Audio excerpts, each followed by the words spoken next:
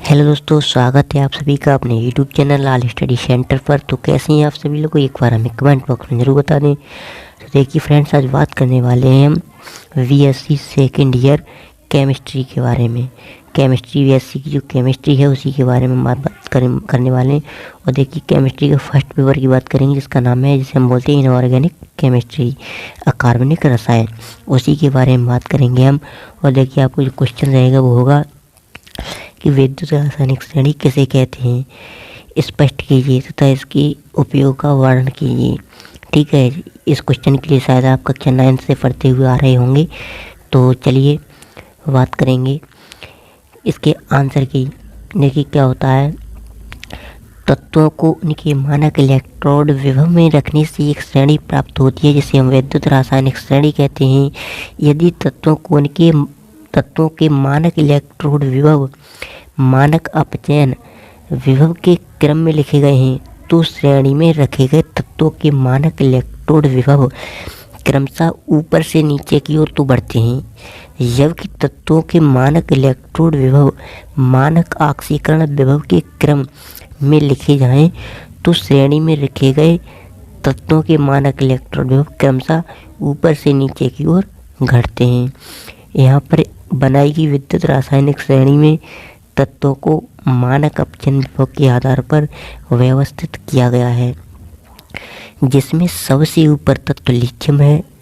यानी जो विद्युत रासायनिक श्रेणी बनाई गई उसमें जो क्रम तत्वों का क्रम बनाया गया, उसमें सबसे ऊपर जो तत्व है वो है लिथियम, जिसका मानक अपचयन विभव -3.04 वोल्ट है। और सबसे नीचे तत्व है वो है फ्लोरीन, जिसका मानक अपचयन विभव +2.87 वोल्ट है। इस सारणी में तत्व हाइड्रोजन का मानक अपचयन विभव 0 होता है। ठीक, तो दोस्तों देखिए आगे देखेंगे हम कि वैद्युत रासायनिक श्रेणी के अनुप्रयोग। वैद्युत रासायनिक श्रेणी के अनुप्रयोग क्या होते हैं, ठीक है, उन्हीं के बारे में बात करेंगे। देखिए नंबर 1 है धातुओं की क्रियाशीलता। ठीक, अब देखो किसी धातु की क्रियाशीलता उसके इलेक्ट्रॉन त्यागने की प्रवृत्ति अर्थात धातु के ऑक्सीकृत होने की प्रकृति पर निर्भर करती है। किसी धातु में ऑक्सीकृत होने की प्रवृत्ति जितनी अधिक होगी उसकी क्रियाशीलता भी उतनी ही अधिक होगी।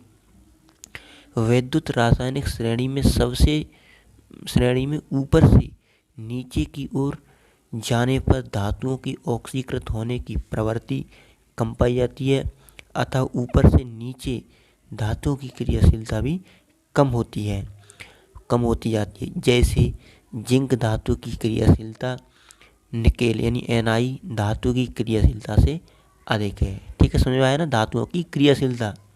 अब देखो नंबर 2 हेडिंग है धातुओं की अपचायक क्षमता। ऐसे देखो धातुओं की अपचायक क्षमता उनकी इलेक्ट्रॉन त्याग करने की प्रवृत्ति पर निर्भर करती है। जिस धातु की इलेक्ट्रॉन त्यागने की प्रवृत्ति अधिक होती है वह अधिक प्रबल अपचायक होती है। प्रबल अपचायक धातु का अपचयन विभव अधिक ऋणात्मक होता है। श्रेणी में ऊपर से नीचे अपचयन विभव बढ़ते जाते हैं, अतः अपचायक क्षमता ऊपर से नीचे की ओर लगातार कम होती जाती है। ठीक है, अब देखो नंबर 3 है हैलोजनों की ऑक्सीकरण क्षमता। यानी जो हैलोजन जो तत्व होते हैं उनकी ऑक्सीकरण क्षमता क्या होती है। तो देखो हैलोजनों की ऑक्सीकरण क्षमता उनकी इलेक्ट्रॉन ग्रहण करने की प्रवृत्ति पर निर्भर करती है। जिस हैलोजन की इलेक्ट्रॉन ग्रहण करने की प्रवृत्ति अधिक होती है वह अधिक प्रबल ऑक्सीकारक होती है। जिन हैलोजनों का मानक अपचयन विभव जितना अधिक धनात्मक होता है उसकी इलेक्ट्रॉन ग्रहण करने की क्षमता उतनी ही अधिक होती है। विद्युत रासायनिक श्रेणी में ऊपर से नीचे की ओर जाने पर हैलोजनों की ऑक्सीकरण क्षमता बढ़ती जाती है। अधातुओं के लिए विद्युत रासायनिक श्रेणी यहाँ दी जा रही है। अब देखो नंबर 4 देखेंगे हम धातुओं का धन विद्युतीय लक्षण। यानी धातु ये होती हैं उनका धन विद्युतीय लक्षण क्या होते हैं। तो देखो जिन धातुओं का मानक इलेक्ट्रोड विभव अधिक ऋणात्मक कम धनात्मक होता है उनकी इलेक्ट्रॉन त्यागने की प्रवृत्ति प्रबल होती है, अर्थात वह अधिक धन विद्युती होता है। विद्युत रासायनिक श्रेणी में धातुओं का धन विद्युती लक्षण ऊपर से नीचे की ओर घटता है। धन विद्युती लक्षण के आधार पर धातुओं को 3 वर्गों में बांटा गया है। कितने वर्गों में? 3 वर्गों में। तो देखो नंबर 1 हो जाएगा प्रबल धन विद्युती धातुएं। ठीक है, यानी धन विद्युती धातुओं के लिए लक्षण हैं, उनमें से नंबर 1 है प्रबल धन विद्युती धातुएं। जिन धातुओं का मानक इलेक्ट्रॉन विभव -2.0 वोल्ट या इससे अधिक ऋणात्मक होता है वे धातुएं प्रबल धन विद्युती हैं।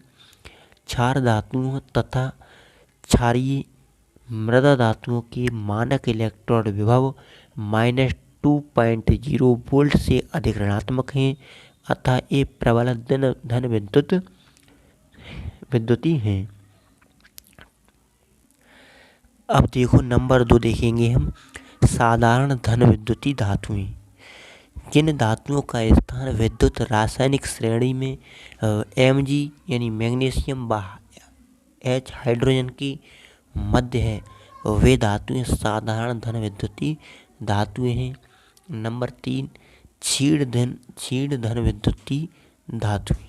जिन धातुओं का स्थान विद्युत रासायनिक श्रेणी में हाइड्रोजन से नीचे है वे क्षीण धन विद्युती धातुएं हैं। इनका मानक इलेक्ट्रॉन विभव धनात्मक होता है। उदाहरण जैसे 4 धातुएं ABCD के मानक इलेक्ट्रॉन विभव क्रमशः 0.44 प्लस 0.34 प्लस 0.80 तथा -2.92 वोल्ट है। इन धातुओं का धन विद्युती लक्षण का घटता हुआ क्रम ये इस प्रकार निम्न होगा।